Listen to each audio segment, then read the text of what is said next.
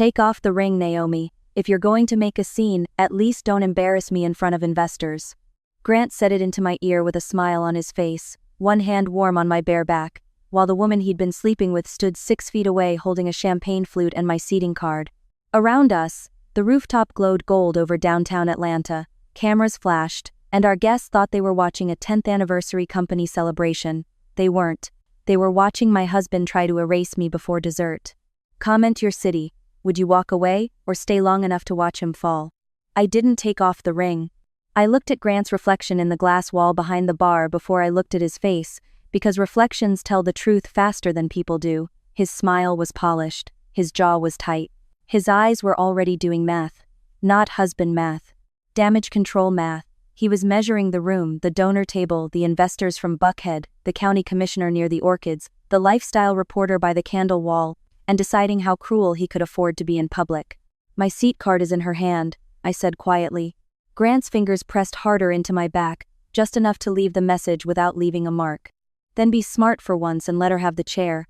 Herr Name was Vivienne Frost.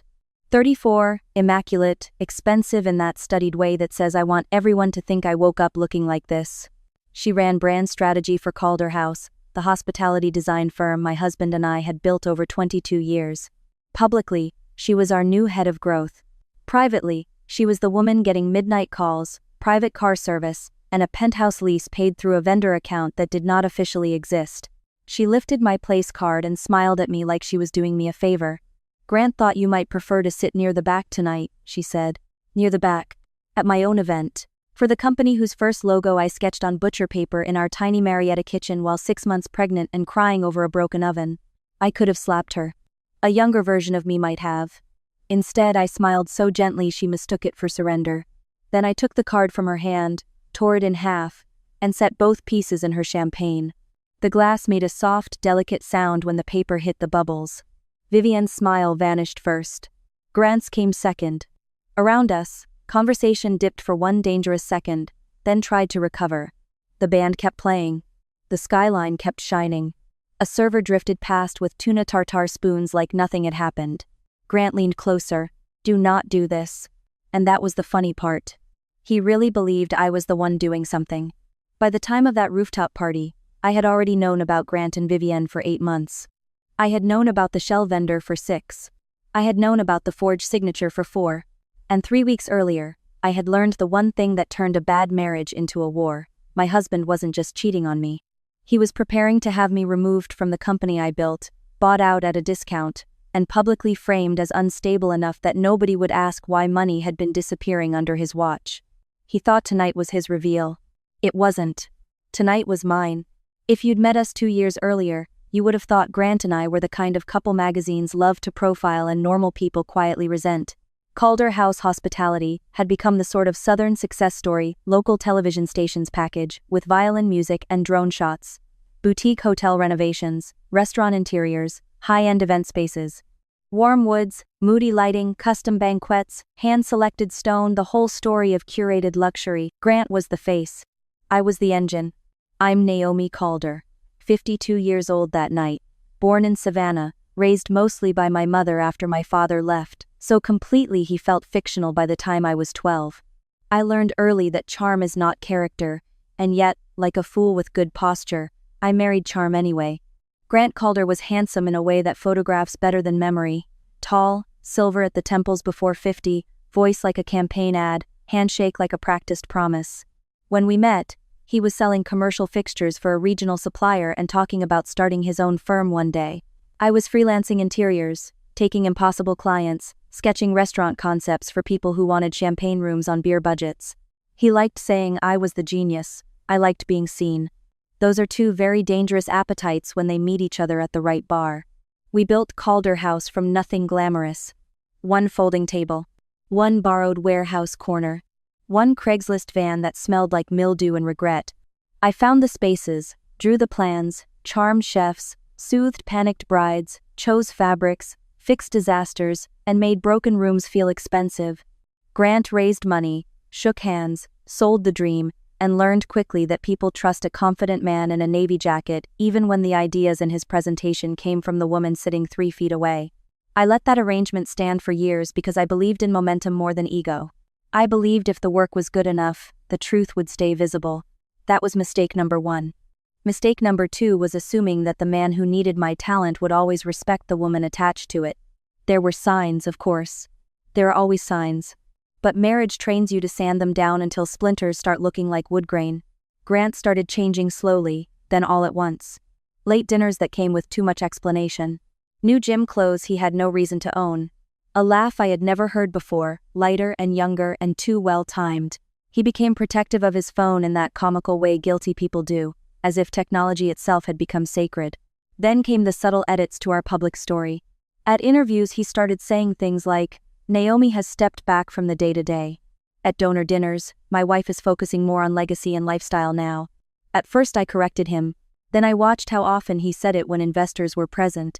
That was what finally made me pay attention. Not the perfume. Not the mood. The positioning. The first concrete crack appeared on a rainy Tuesday in February, when my executive assistant, Tessa, knocked on my office door with a stack of vendor approvals and a face that meant either tax trouble or somebody's affair. "There's a duplicate routing number on 2 vendor accounts," she said. "Maybe a typo?" I took the papers from her. The name on one invoice was familiar, Ashby Custom Millwork. We'd used them for years. The other was not, Ash Development Consulting. Similar initials, similar formatting, similar remittance language. The amounts were clean, round, and just small enough not to trigger the kind of alarm that attracts attention in a busy month. 8,000. 12,5. 9,2. Consultation fees. Procurement acceleration. Strategic sourcing. Words made of smoke. "Who approved these?" I asked. Tessa swallowed. "Grant." I remember that moment clearly because the rain against my windows sounded exactly like applause. I did not confront him. That is important. People talk about confrontation like it's strength. Sometimes it is.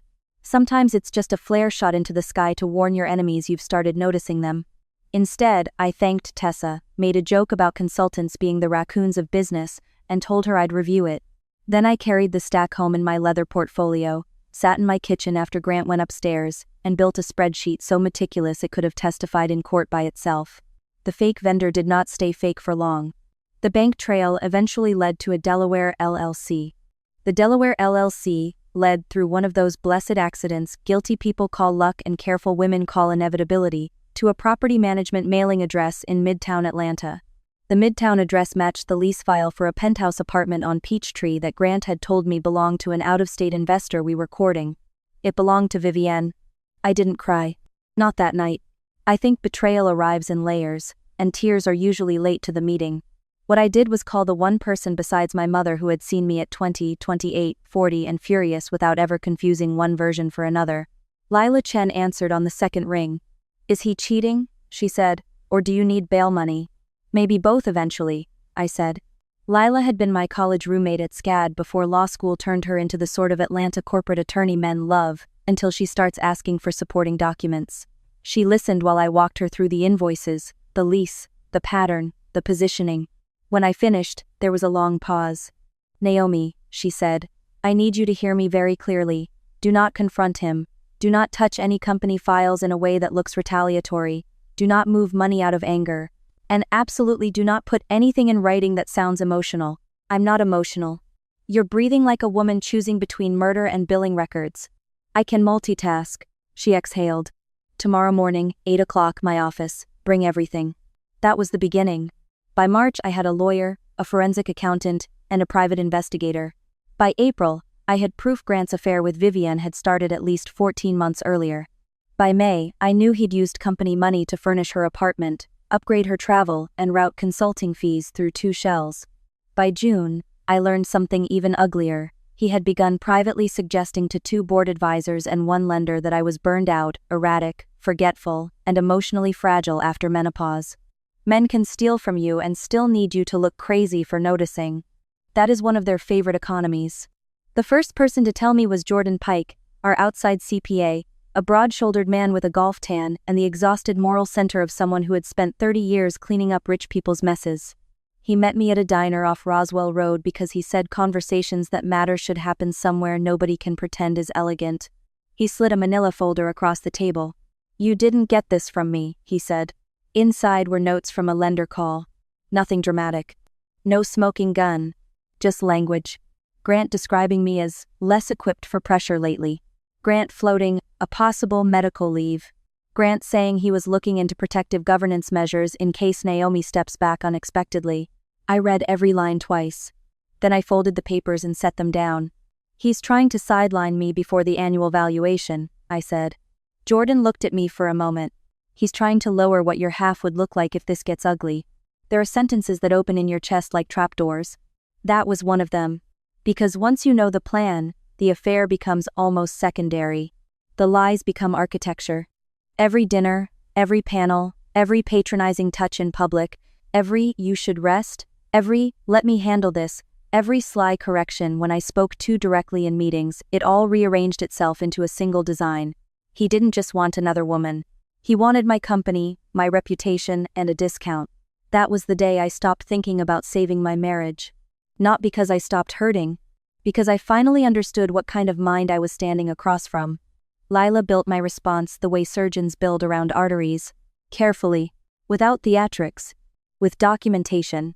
Calder House had been formed during our marriage, yes, but a huge portion of its creative assets, licensing library, supplier relationships, and proprietary design packages were tied to intellectual property that began under my sole proprietorship years before Grant ever signed our first office lease. That mattered. The story he sold publicly was that he built the business and I decorated the corners. The paperwork told a far less flattering story. Lila introduced me to Ava Morales, a forensic accountant who wore sneakers with tailored suits, and spoke about embezzlement with the kind of enthusiasm some people reserve for true crime podcasts and labradoodles. Ava traced everything. Every duplicate invoice. Every inflated procurement fee. Every unexplained reimbursement. Every trip Grant took with client development in the memo line while Vivienne happened to be booked in the same city. By the end of July, she had a spreadsheet so devastating it deserved its own soundtrack. How bad? I asked when she came to my office after hours one evening. Ava set her laptop on my desk and rotated it toward me. If I were him, I'd stop sleeping. How bad? She clicked 3 tabs and looked me dead in the eye. Over $840,000 in misappropriated funds if we count shell vendors, diverted commissions, personal travel, apartment expenses, and undeclared side agreements. More if I get full access to 2 subcontractor relationships he's been shielding. $840,000. I laughed. Not because it was funny. Because some numbers are so offensive they leave the body no graceful exit. That's not affair money, I said. No, Ava said, that's desperation money. And there it was. Motiwe. Grant wasn't spending because he felt powerful. He was spending because he was cornered. The full truth arrived 3 weeks later from a place I never expected, my mother's trust attorney in Savannah. My mother, Eleanor Vale, had died 2 years earlier after a long, elegant war with ovarian cancer. She left me many things: her sapphire earrings, her iron backbone, the family home on Isle of Hope, and a private trust she had funded after selling a parcel of inherited coastal land. Nobody in our family was ever supposed to let go. She did let it go. For me. Part of that trust had quietly supported Calder House in its early growth years, not as a gift to Grant, never as a gift to Grant, as protected capital tied specifically to my ownership stake and creative control. There were clauses. Condition. Reversion triggers. The kind wealthy Southern women put in place when they love you enough to assume one day you will marry a beautiful liar. Mr. Harlan Webb, her attorney, called me on a Thursday afternoon. Naomi, he said, I need to ask whether you authorized any amendment requests concerning the Vale Growth Trust. I was standing in our sample library holding 2 stone swatches and nearly dropped both. What amendment requests? Silence. Paper moving. Then his voice, much cooler. We received a digitally transmitted request 18 days ago to alter the control language in the event of incapacity, shifting temporary discretionary authority to your spouse. My whole body went cold. I didn't request that. I assumed as much, he said. The signature did not satisfy me. That was the day the war became personal in a new way. An affair is one kind of betrayal. Stealing from your wife is another. Trying to get control of the trust her dead mother built to protect her from men exactly like you? That requires a different category of soul. The signature had been close. Not close enough. Grant had likely pulled an old document, copied my formatting, and hoped one overworked office employee in Savannah would push it through without a phone verification. Instead, he got Harlan Webb, 73, vindictive on behalf of the dead, and bored enough to enjoy catching fraud. I drove to Savannah that weekend under the excuse of checking on the house. In truth, I needed to stand in one room where nobody had ever lied to me professionally. Harlan met me on Monday in a seersucker suit that made him look like an old courthouse had learned to walk. He showed me the forged request. My signature leaned wrong. The spacing was off. There was no cover letter in my voice. I stared at it until anger turned calm and calm turned useful. "Can this trigger the protection clause?" I asked. His eyebrows lifted slightly. "You know your mother." "Yes, it may. If a spouse attempts unauthorized control over trust governance or protected growth capital, the beneficiary may exercise immediate separation rights over assets derived from that capital, subject to court review." He folded his hands. "In plain English, Naomi, if your husband tried to get his hands on money or authority he was never entitled to, your mother built you a legal escape hatch." I sat very still. Then I asked the only question that mattered. "How quickly can I use it?" That is how Calder Studio Group was born. Not from rage. From paperwork. Over the next 7 weeks, under Lila's direction and with Harlan's coordination, we transferred every piece of design IP, every original library, every protected concept package, every licensing agreement I personally controlled, and a shocking number of client relationships into a new entity, tied cleanly to assets Grant could not lawfully claim operational control over. Not the old company accounts. Not the public shell. The actual future. We did it quietly. Legally. Slow enough to be boring. Fast enough to matter. Clients moved because they trusted me. Suppliers moved because I paid on time and remembered their kids' names. Senior staff moved because they knew who really fixed impossible projects at 1 a.m. A business is a body. You learn very quickly which parts are skin and which parts are organs. Grant noticed some movement, of course. He complained twice about workflow duplication. He asked why I was insisting on direct sign-off from certain vendors. He once stood in my office doorway and said with that smooth half-laugh I had started to hate, "You've become very protective lately." I looked up from my tablet and said, "Maybe I'm finally paying attention." He held my gaze half a second too long. Then smiled. That smile again. The one that always meant he thought he had one more secret than I did. By September he had become bolder. People do when they think the clock is on their side. He began bringing Vivienne to more events. She stopped hiding the intimacy in their body language. Nothing obvious enough for a lawsuit. Plenty obvious enough for women old enough to read a room. He started excluding me from certain investor dinners, because the conversation would skew finance, heavy. He referred to me as our founder in speeches, the verbal equivalent of placing flowers on a grave. Then came the final piece. Tessa, loyal little Tessa with sharp eyes and zero tolerance for smug men, called me from the office one Friday after 6. "I shouldn't be in here," she whispered. "But Grant left a folder open in the conference room and I think you need to know." I closed my car door and stood in the parking lot outside a grocery store while she read from the top sheet. Draft talking points. Board realignment. Executive succession.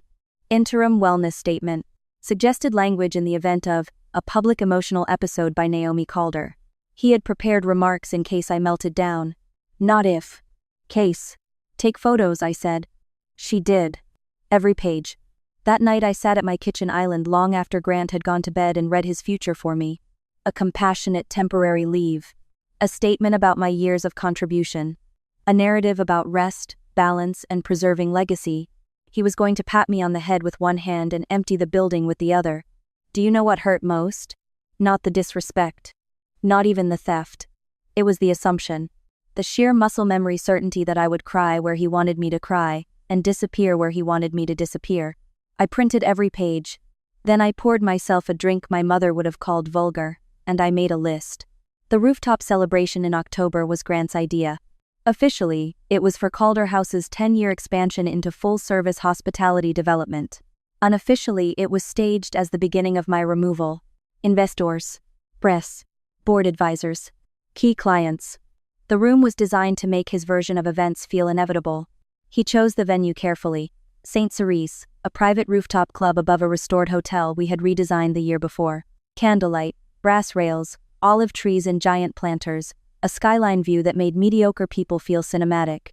Grant loved places that did half his work for him. I arrived in black silk and my mother's sapphire earrings. Not because I wanted to look mournful. Because I wanted to look expensive, composed, and impossible to pity. Lila was there as a friend. Ava was there as a guest of one of our lenders. Harlan had flown in under the excuse of seeing Atlanta before a conference in Charleston. Jordan Pike was there because Grant had invited him, not realizing Jordan no longer believed a word out of his mouth. And in my clutch were 3 things: a copy of the forged trust request, an accounting summary, and the speech Grant had written for my public decline. You already know how the night started. Vivienne with my seat card. Grant with his hand on my back. The warning in my ear. What you don't know is what happened 12 minutes later when the dinner service was delayed because a donor from Birmingham wanted one more photo with Grant under the floral arch, giving me time I hadn't even needed. I moved through the room slowly, touching shoulders, greeting old clients, saying names. I let people see my face, not brittle, not flushed. Calm. Calm is contagious and terrifying. By the time the first course landed, the room had already decided I looked fine. Grant opened the remarks with his usual polished sincerity. He thanked investors, praised our team, told a funny story about our first office leak. Then he lifted his glass and turned toward me with that solemn tenderness practiced men use when they are about to commit violence in soft lighting. Tonight, he said, is also personal for me. The room stilled. You could feel people lean inward. Some of you know Naomi and I have spent over 2 decades building not just a company, but a life rooted in beauty, resilience, and reinvention. He smiled at me. I've always believed leadership means knowing when seasons change, and sometimes love means honoring what someone has given even when they no longer have to carry what comes next. There it was. The prelude. The pity speech. The beginning of my funeral while my pulse was still working. He continued, voice low and noble. In the coming weeks, Naomi will be stepping back from daily leadership to focus on her health, her peace, and the legacy she's already given this company. I hope you'll all support her with the grace she deserves.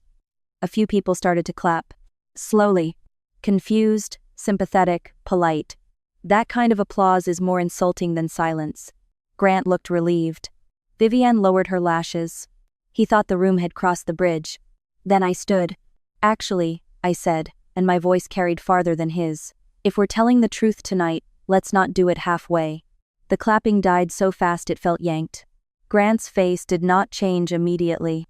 That was his best skill. Surprise had to travel through several layers before it reached his skin. Naomi, he said, with a soft chuckle. Not now. Oh, I think now is perfect. I lifted my own glass but did not drink. You've been preparing this speech for weeks. It would be rude not to respond. A nervous laugh flickered from somewhere near the bar. Ava, later, told me that was the exact second the room chose a side. Grant stepped away from the podium. Let's do this privately. No. I smiled at the crowd. You were invited publicly. You deserve the public version. Then I reached into my clutch and took out one folded page. Not the accounting summary. Not yet. The speech.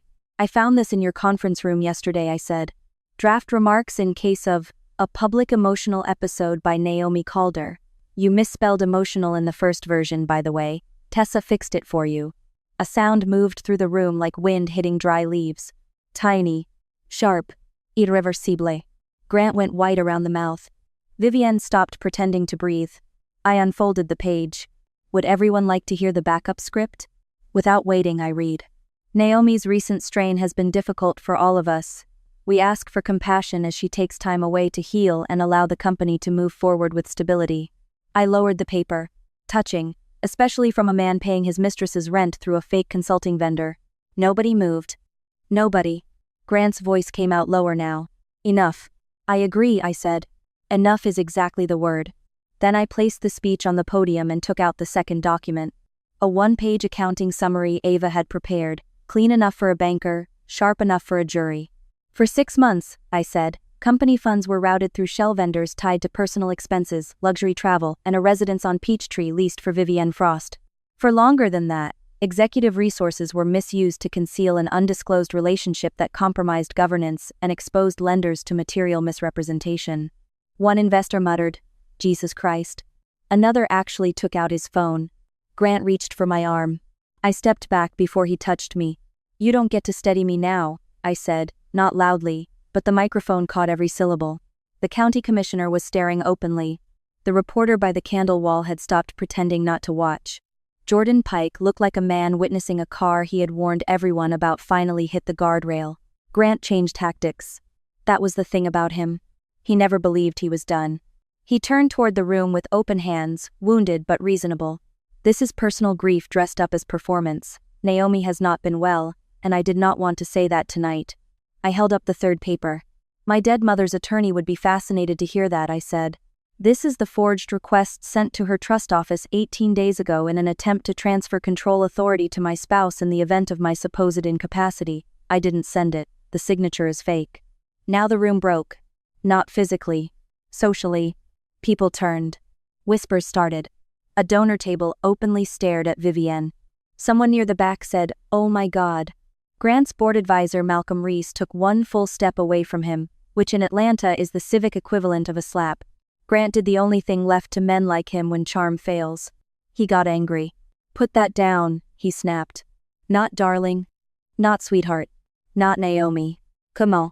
I looked at him and felt something inside me go completely still. Fear leaving the body is a very quiet event. "No," I said. He moved toward me. Lila moved faster. So did hotel security, because wealthy clubs have one virtue. They know a lawsuit when they see one. Grant stopped himself an arm's length away. His face had changed now. Everyone could see it. The noble husband was gone.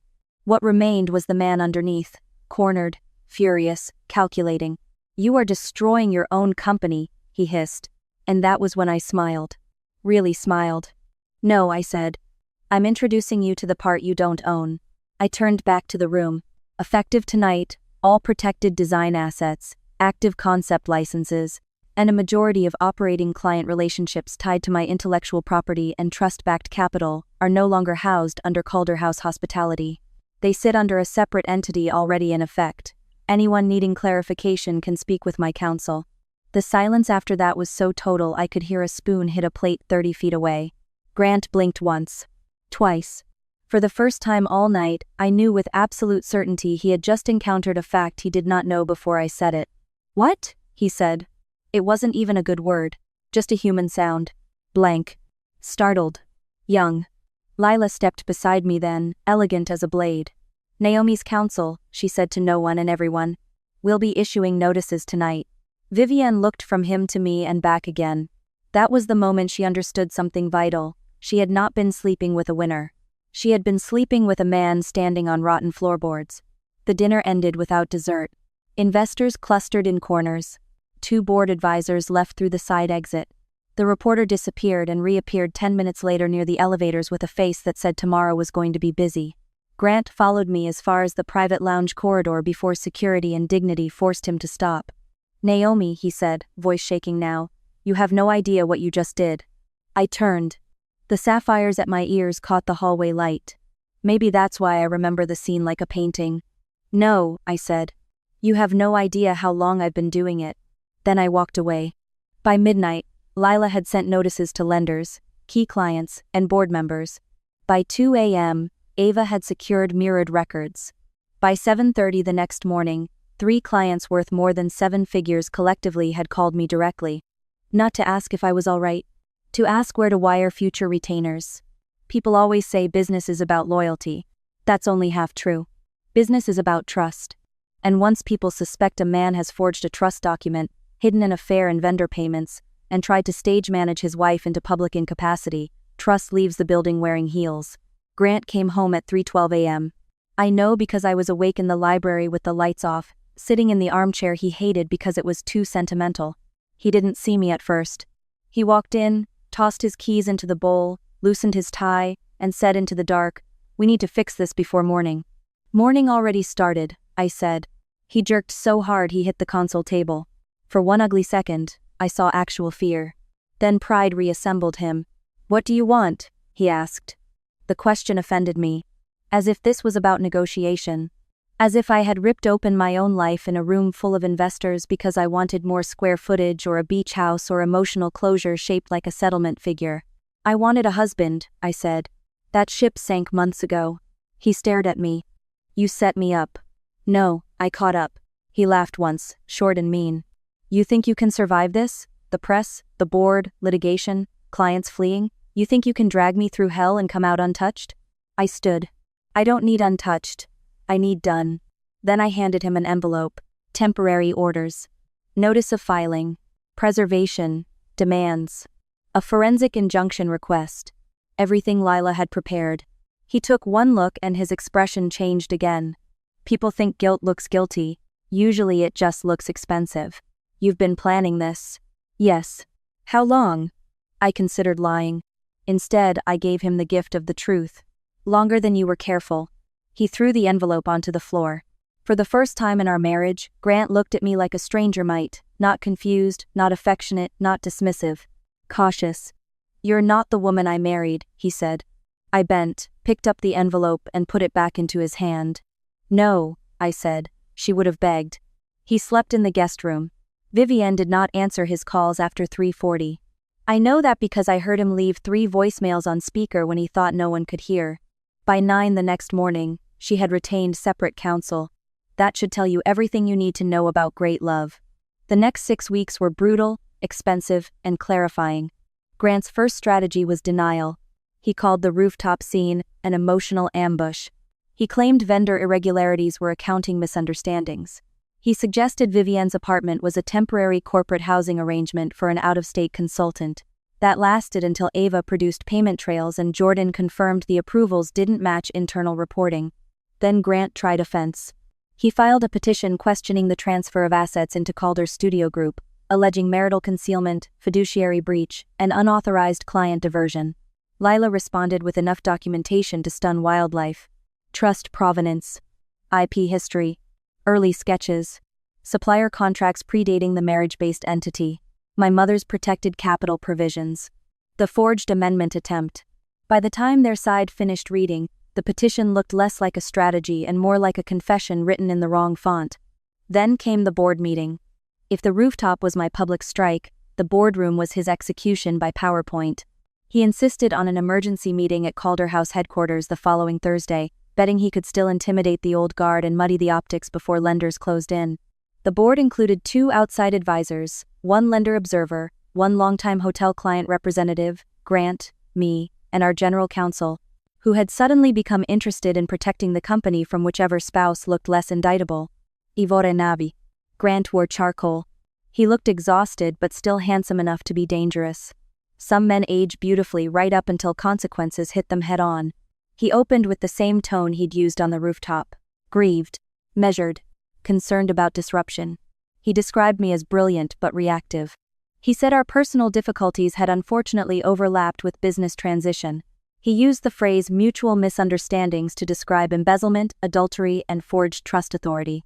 I nearly admired the nerve. Then Lila asked permission to distribute supplemental materials. Ava had built a slide deck so clean it looked surgical. Date. Transfer. Vendor. Approver. Destination. Amount. Personal use indicator. Cross-reference. 23 slides in, nobody in that room still believed in misunderstandings. 31 slides in, the lender observer had stopped pretending neutrality. 36 slides in, our client representative, a woman named Patrice Nolan who owned a restaurant group worth more than Grant's ego and my patience combined, said, "So let me understand this." He used operational funds to furnish his mistress's apartment while telling us Naomi was unstable? Ava clicked to the next slide. Yes. Grant tried to interrupt. Patrice held up one manicured hand. No, be quiet and let the adults learn. If you ever need faith restored in women over 50, sit near one with money and no remaining interest in male theatrics. The forged trust request ended him. Not legally, not yet. Socially, professionally, permanently. General counsel leaned back in her chair and said, very softly, "Grant, did you transmit or direct the transmission of this document?" He hesitated. That half-second was fatal. Because innocent men answer faster. Only guilty men shop for verbs. "I don't recall authorizing." Patrice laughed out loud. "Get him out." The lender observer requested a recess. The outside advisors whispered near the window. One of them wouldn't look at Grant anymore. By the end of that meeting, he was placed on administrative leave pending investigation, stripped of signatory authority, and barred from independent communication with major lenders and clients.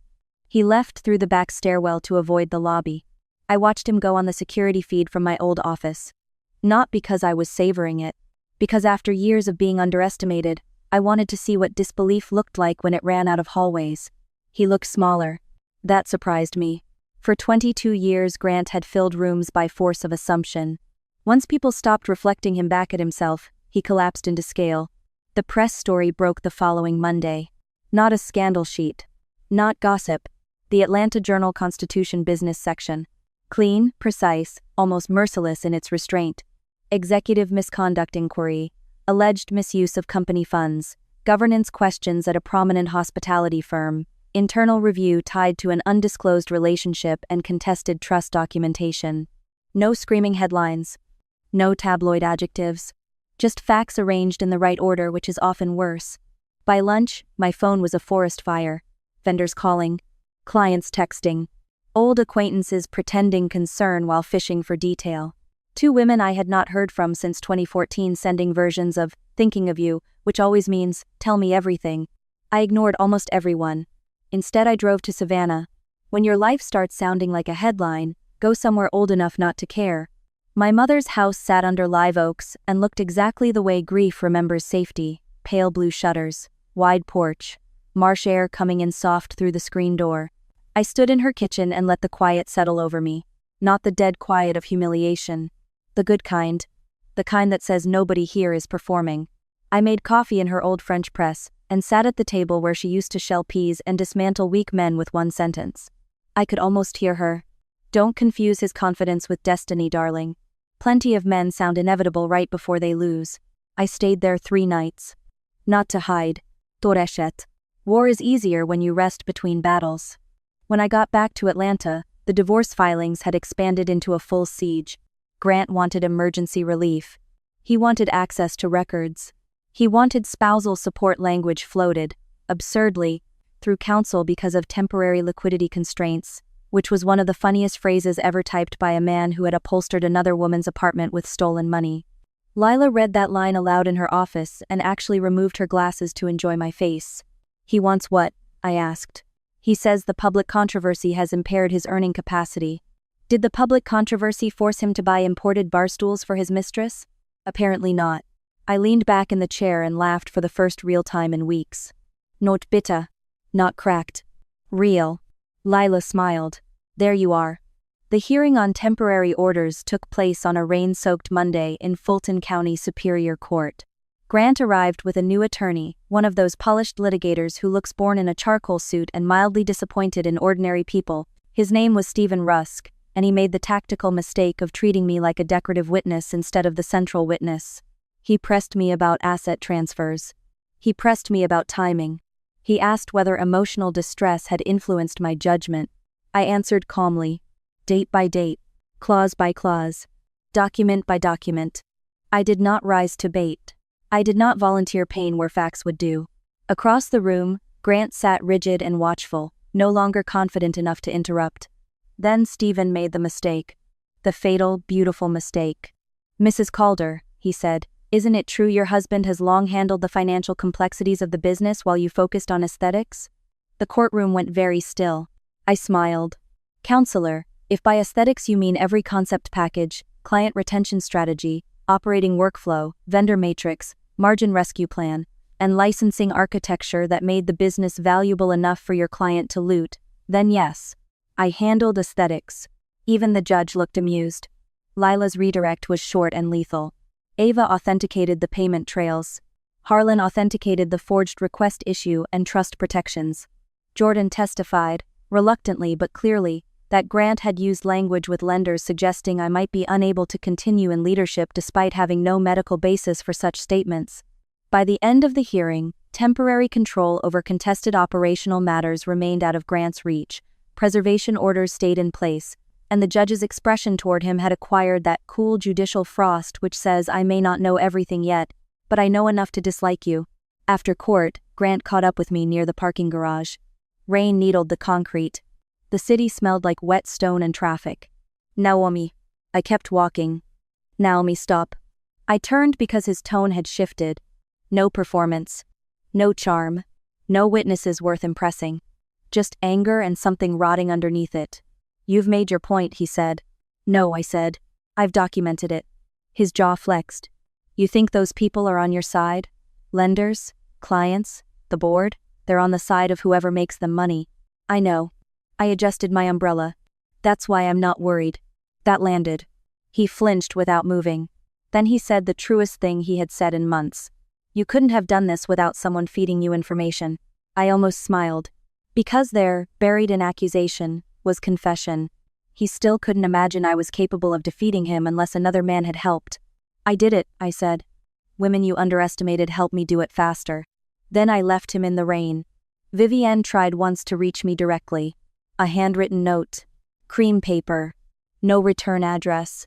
Left with my receptionist in a plain envelope like we were characters in a lazy thriller. I opened it in my office with Tessa hovering nearby pretending to organize fabric books. Naomi, I never meant for things to go this far. Grant told me your marriage was effectively over and that you had your own arrangements. I understand now that was not true. I know I'm not your priority, but I would appreciate the chance to speak woman to woman. Vivienne. Tessa made a choking sound. Woman to woman? Oh, absolutely not. I laughed despite myself. Then I turned the note over. On the back was embossed stationery from the penthouse building on Peachtree. That detail told me more than the words. She had not written from remorse. She had written from instability. She was still in the apartment, still hoping to keep something. People only ask to speak woman to woman when they are about to lose the protections they stole. I did not answer. 2 days later, Vivienne was deposed. Lila let me sit in on the video feed from the conference room next door. Not because I needed to. Because sometimes healing deserves premium seating. Vivienne arrived in cream, as if she could dress herself into innocence. She lasted 41 minutes before tears. Not because we attacked her. Because facts did. Lease authorization. Travel overlap. Expense routing. Deleted texts. Calendar entries. A corporate card used for a spa weekend in Miami, while Grant was supposedly meeting a procurement team. She tried the usual exits. I thought the separation was already happening. I didn't know where the money came from. Grant said Naomi never cared about the details. Grant said Naomi wanted out. Grant said. The saddest women in these stories are often not the wives. They're the mistresses who discover too late that the same lie that opened the door was also the only furniture inside. By November, Grant was negotiating from weakness. The board wanted him gone. Lenders wanted assurances. Clients were moving permanently under Calder Studio Group, which was growing so fast I had to lease additional warehouse space in West Midtown and move half our sample inventory in a week. The old Calder House shell still existed, but without the protected design engine, without key clients, without my license packages and senior team, it had the glossy look of a hotel lobby with no rooms behind it. He asked for mediation. I agreed. Mediation is where broken marriages go to cosplay as spreadsheets. We met in a neutral office tower with bad art, cold coffee, and chairs designed to make everyone slightly more honest from discomfort. Grant arrived with Stephen Rusk and the face of a man learning there are no discounts for regret. I arrived with Lila, Ava on standby, and a level of peace that must have infuriated him more than rage ever could. He opened with an apology. Not to me. To the mediator. That tells you everything. Emotions have overtaken both sides, he said. I'd like to resolve this in a way that protects Naomi's dignity. I actually looked behind me to see if another Naomi had entered the room. Lila spoke before I could. My client's dignity was never yours to manage. By the second session, the numbers were clearer. Grant's liquidity was terrible. His personal guarantees were exposed. The apartment lease had become a liability, not a love nest. 3 luxury purchases had already been clawed back into the accounting dispute. And the board's internal investigation was preparing findings nobody wanted read aloud in open court. That is when he tried softness. A private hallway conversation during a break. No lawyers. Just us. Naomi, he said quietly, we were good once. That nearly hurt. Because it was true. We were good once. In terrible apartments. In borrowed vans. In motel rooms after installations. Eating takeout on rolled-up rugs. Laughing over paint on our hands. Building something. Loving something. Maybe even each other. But good once is not a bank you can keep withdrawing from forever. We were, I said. He searched my face like maybe he could still find the woman who made excuses for him. I panicked, he said. The business was stretched, investors were pressing. Vivienne. I held up a hand. Don't insult me by using her as weather. He looked down. First time in a long time. I never meant to destroy you. No, I said. You just wanted me gone in a way that still left you admired. That one landed hard. Because he knew it was true. In the end, the settlement took shape the way collapsing buildings do, gradually, then all at once. The Atlanta house sold. I kept the Savannah property outright under protected trust terms. Grant took a reduced payout from the remnants of the old company after debt allocations and investigation holds. I retained Calder Studio Group without dilution. The contested luxury expenditures stayed under review. Mutual non-disparagement was proposed, laughed at, redrafted, and narrowed to something almost civilized. He wanted confidentiality. I allowed financial confidentiality, not factual erasure. By December, the marriage was over and everything but the judge's signature. The final hearing happened 2 weeks before Christmas. Cold morning, gray sky. The kind of Atlanta chill that feels like a rumor compared to the north but still gets into your bones if the day matters. Grant stood beside his attorney looking older than 56. Not ruined. That would be too dramatic and, frankly, too easy. Consequences don't always ruin people. Sometimes they simply reveal what remains when admiration leaves. When the judge asked if the settlement was entered knowingly and voluntarily, I answered yes. My voice did not shake. Grant's did, just slightly. I noticed because for years he had built his life on not shaking first. Afterward, outside the courthouse, reporters waited across the street. Not many. Enough. Cameras half raised. Hopeful. Hungry. I ignored them. Sue did Grant. Then one voice cut through. Mrs. Calder, any comment on what comes next for you? I stopped. Not because I owed anyone a soundbite. Because for the first time in a very long time, I knew the answer before the question finished leaving someone else's mouth. I turned just enough for them to hear me. What comes next, I said, is mine. That line was in 3 online articles by dinner. Calder Studio Group reopened officially after the holidays under our new name and new branding. No grand relaunch. No revenge campaign. Just work. Beautiful work. Profitable work. The kind that outlasts gossip because it shows up on time and survives inspection. Patrice Nolan signed a 5-property design agreement with us in January. 2 boutique hotels followed. A Charleston restaurant group came in February. By March, we had outperformed the previous year's first quarter numbers without Grant, without the old shell, and without a single person in leadership who thought governance was something you could sleep with and expense later. Tessa became director of operations. Ava stayed on retainer because women who can smell fraud are worth feeding well. Lila refused an equity slice but accepted a standing reservation anywhere I ever redesigned with an excellent martini program. Harlan sent magnolias from Savannah with a note that read, "Your mother would have approved." After one dramatic sigh, of course. As for Vivienne, she disappeared from our city's social orbit faster than a hostess when the bill arrives. The penthouse lease ended early. Her LinkedIn became aggressively spiritual for about 6 weeks. Last I heard, she took a contract role in Miami and started using her middle name. Reinvention is a lovely idea when nobody has searchable records. Grant tried twice more to call me that winter. Not for reconciliation. For memory. For one conversation that would let him leave the story feeling less like the villain and more like a complicated man. I never took the calls. Closure is not always a meeting. Sometimes it's a locked door, and the absence of your old reflex to open it. In April, 6 months after the rooftop, I hosted a client dinner in Savannah at my mother's house under the live oaks. Long table. Soft lights. Shrimp and grits, grilled fish, too much wine, excellent flowers, women laughing without looking over their shoulders first. When the night had gone velvety and warm, Patrice wandered onto the porch beside me holding a bourbon she definitely did not need. "You know what the best part was?" she asked. "Beating him in public?" She snorted. "That was delicious, sure, but not the best part." "What then?" She leaned on the porch rail and looked out toward the dark marsh. "The best part was watching you never ask permission to become the main character again." I laughed. Main character is a young woman's phrase. Patrice shrugged. "So improve it." She lifted her glass toward me. "To women old enough to stop auditioning." That stayed with me. A month later I went back to St. Cerise's. Not to haunt anything. To take a meeting. The rooftop looked smaller in daylight. The brass, less magical. The corners less flattering. Amazing what truth does to architecture. The manager, who had witnessed enough of the October disaster to become almost reverent around me, led me to the same skyline edge where Grant had told me to take off my ring. I stood there for a moment after the meeting ended, looking at the city. My hand was bara. Not tragically. Honestly. I thought about the woman I had been when Grant first loved me. Driven. Talented. Easy to flatter because I was still exhausted from proving I deserved every room I entered. I thought about the woman I became while married to him. Efficient. Useful.